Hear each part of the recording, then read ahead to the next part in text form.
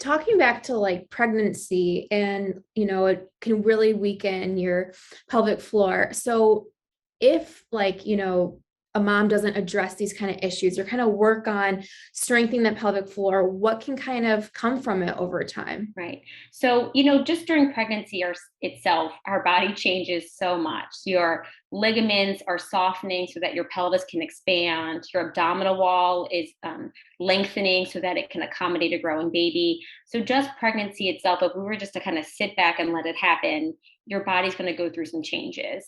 And that can just lead to little things too, like sciatica or back pain or a condition during pregnancy called diastasis recti, when your abdominal wall starts to kind of separate a little bit and you get a little pouch, or it looks like a football or dome in the midline of your Mhm. abdomen. So, these things can happen, and physical therapy can actually help with that as well. But, during pregnancy, I think one of the things we want to do is just educate women proactively on what can they do. So, how do you modify your exercises so that you aren't weakening your pelvic floor or your abdominals more than what's necessary? Maybe holding off crunches and doing some other core work.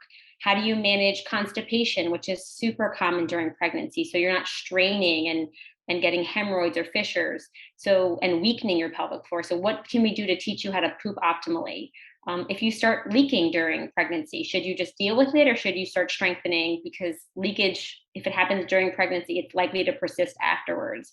So a Mhm. lot of it is just education on what can we do to prevent some of these issues, and encouraging moms to work with a physical therapist during pregnancy for aches and pains, but also just kind of the pregnancy changes itself, and then really preparing for birth. I think I always say pregnancy is like running a marathon, and then giving birth is like a 2-day sprint at the end. How can we teach moms how to breathe or position their bodies during birth, so that again there's minimal effects to the pelvic floor? Oh, interesting. Yeah, I didn't know you could like breathe or be positioned different to affect that. And I think that's such an amazing thing that I feel like more people should know about because it really affects so many parts. Right, it does. And I mean, and then afterwards, I mean, I think, postpartum's hard. That's when we're really like, we're physically exhausted, we're sleep deprived, we're, concerned about breastfeeding or lactating.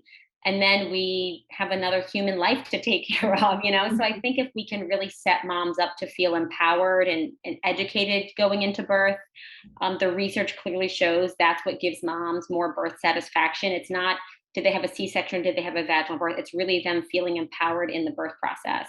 Mhm. And, then we can have better outcomes and then feel like we can be, more present moms, because we're healing better than we would have been if we hadn't had that education.